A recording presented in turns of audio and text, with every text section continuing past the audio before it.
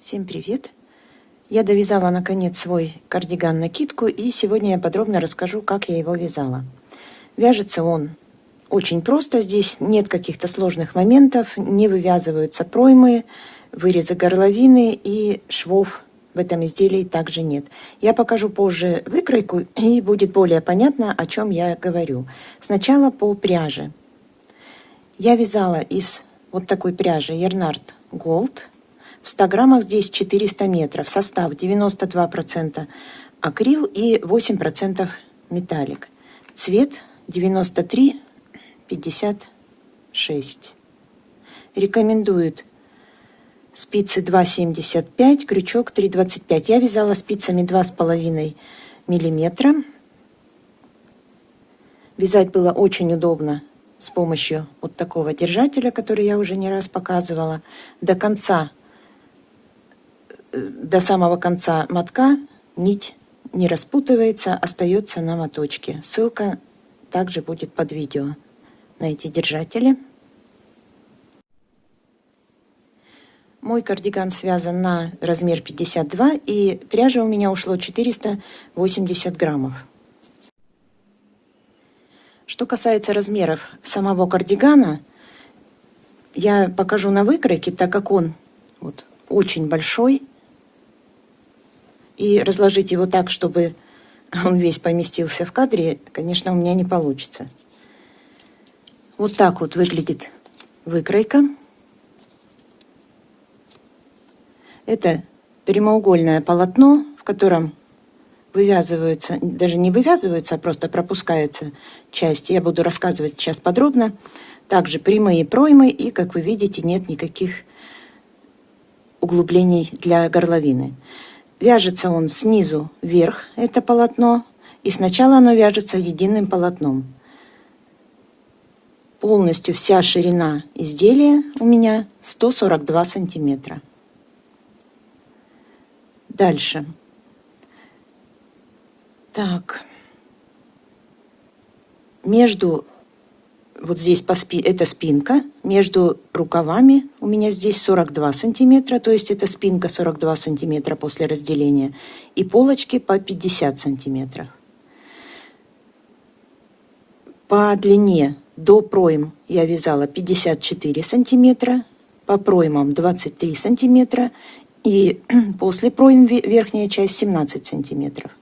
Рукав, длина рукава 57 сантиметров, ширина в начале рукава 23 сантиметра и в конце 12,5 сантиметров. А теперь я расскажу уже по петлям и по рядам, сколько я петель набирала, сколько рядов вязала в каждой части. Здесь использовано два вида узора. Это ажурный узор и лицевая гладь. Схема узора ажурного выглядит вот так, и на схему я оставлю ссылку под видео в описании, вы сможете увидеть. В ширину раппорт узора составляет 14 петель плюс 1 петля для симметрии, и высоту повторяется с 1 по 24 ряд. Узор очень простой, я даже не стала его провязывать. Здесь никаких сложностей нет, лицевая гладь, накиды и провязывание по 2 петли вместе. Лицевой, влево, вправо, вот так.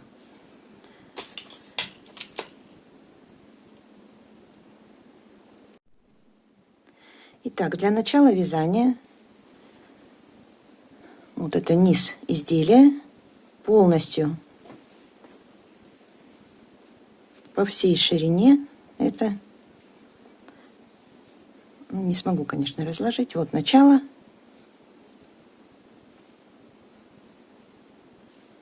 Очень длинный ряд. Вот конец. Для начала вязания на спице я набрала 329 петель и провязала в начале 2 ряда лицевой гладью. При этом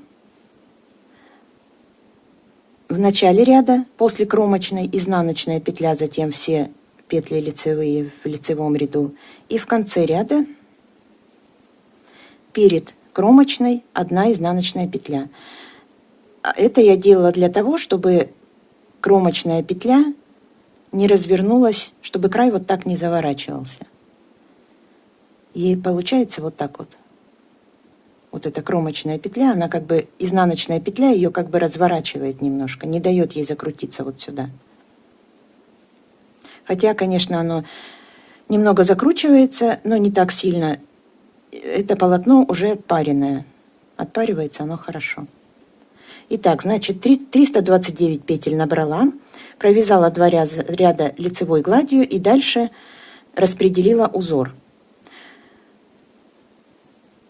У меня узора всего 23 раппорта по 14 петель плюс 1 петля для симметрии узора. То есть для узора я взяла 323 петли. А в начале и в конце ряда сейчас скажу. Значит, кромочная, изнаночная, 1 лицевая. В начале ряда, дальше 323 петли узора. И в конце ряда последние 3 петли лицевая, изнаночная, кромочная. То есть 3 петли в начале и 3 петли в конце ряда, они в количество петель для узора не входят. 323 петли узор и по 3 петли, то есть 6 петель в начале и в конце ряда. Всего 329 петель, как я сказала. Дальше я вязала ровным полотном на этом количестве петель до начала вывязывания пройм.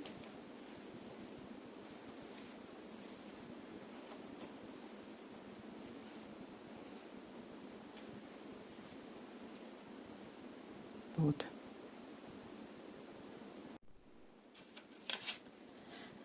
Вот, если посмотреть на выкройки, до начала вывязывания пройм я провязала ровно вот эти 54 сантиметра, и у меня это получилось 162 ряда. Дальше. Я разделила петли на спинку и полочки, и дальше каждая часть на высоту проймы вяжется отдельно. Отдельно спинка, отдельно 1 полочка, отдельно 2 полочка. По сантиметрам я уже сказала. Вот, то есть вот эта часть и вот эта часть, они вяжутся отдельно. По петлям на спинку я оставила 116 петель.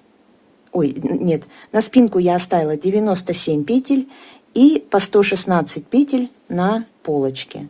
То есть полочки в данном изделии должны быть шире, чем вот это расстояние спинка между проймами для рукава. Дальше я вязала отдельно каждую часть на высоту 74 ряда. После этого, провязав отдельно спинку, полочки по 70, каждую часть по 74 ряда отдельно, я снова соединила вязание в единое полотно, так же, как оно в начале было. Вот я вязала одним полотном, потом отдельно каждую часть и снова это же полотно. Такое же количество петель, 329 петель. Вот. После пройм оно вяжется снова вверх. И вверх я провязала после уже соединения этих 3 частей еще 52 ряда. И закрыла петли просто протяжкой. —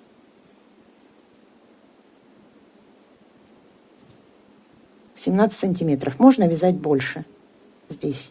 Я не хотела, чтобы слишком сильно собиралась на горловине, поэтому связала. Мне достаточно было этих 17 сантиметров.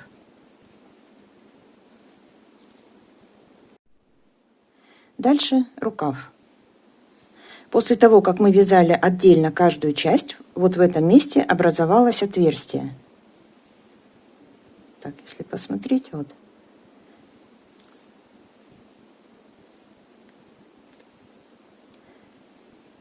Дальше я отметила с каждой стороны, вот здесь и вот здесь, по 37 кромочных.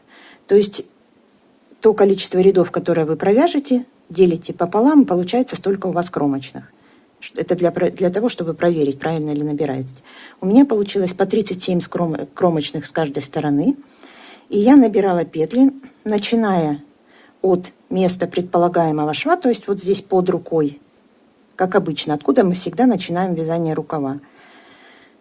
Набрала петли по 50 петель на каждую сторону. Всего по рукаву у меня получилось 110 петель. Рукав я вязала по кругу, без швов. Вот набрала 110 петель под 55 с каждой стороны. Набирала следующим образом. В начале ряда 1 петля, затем дополнительный накид. Дальше до середины 2 петли из каждой кромочной по 1 петле. 2 петли из кромочных накид, 2 петли из кромочных накид. И так до середины. Здесь у меня закончилось 2 петли. В центре я уже накид не делала. Перехожу на вторую сторону. И снова 2 петли накид, 2 петли накид, 2 петли накид. И в конце, как и в начале ряда, накид и 1 петля. И так у меня получилось 110 петель.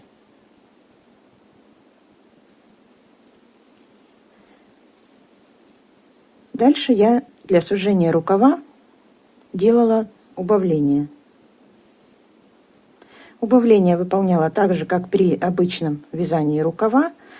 По кругу, когда я вяжу, то я делаю убавление после первой петли ряда и перед последней петлей ряда, чтобы средние 2 петли, они шли просто ровно. Если делать близко, то есть первые 2 петли и последние 2 петли, если убавлять, то здесь получается некрасивая, как бы немножко дырочка получается. Поэтому 2 петли в центре мы не трогаем. Первую и последнюю петлю ряда.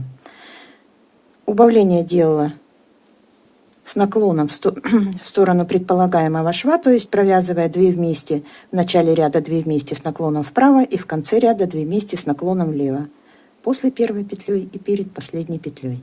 Всего я сделала 21 убавление. И таким образом, убавляя по 2 петли в ряду с убавлениями, я убавила 42 петли.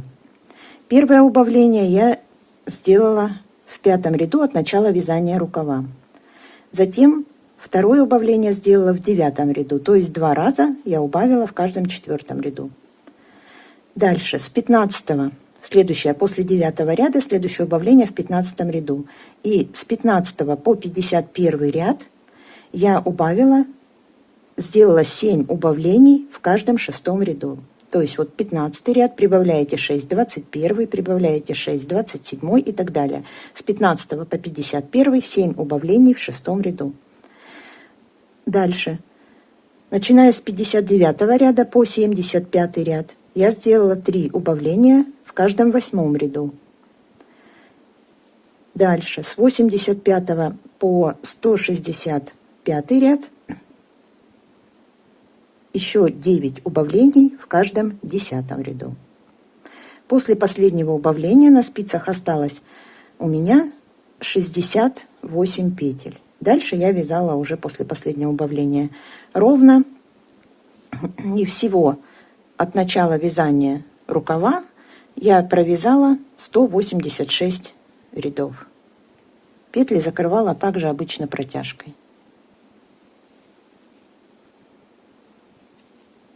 Аналогично связала второй рукав, и на этом кардиган был готов. После этого я кардиган отпарила, чтобы он вот такой стал струящийся.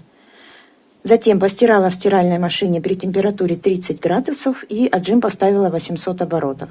Сушила в горизонтальном положении, просто так вот разложила друг на друга. И после этого я, когда он уже у меня полностью был высушен, я еще немножко отпарила там, где это было необходимо. В основном это края. Вот здесь края рукавов, низа изделия и сверху.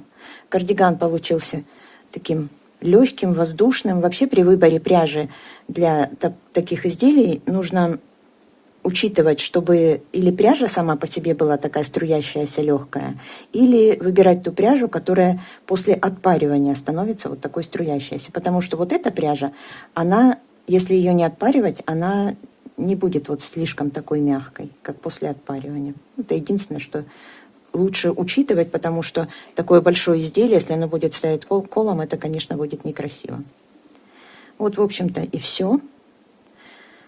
Я все рассказала, ну а если остались у вас вопросы, как обычно, задавайте в комментариях. Я благодарю вас за просмотр, вяжите с удовольствием и всего вам самого-самого доброго.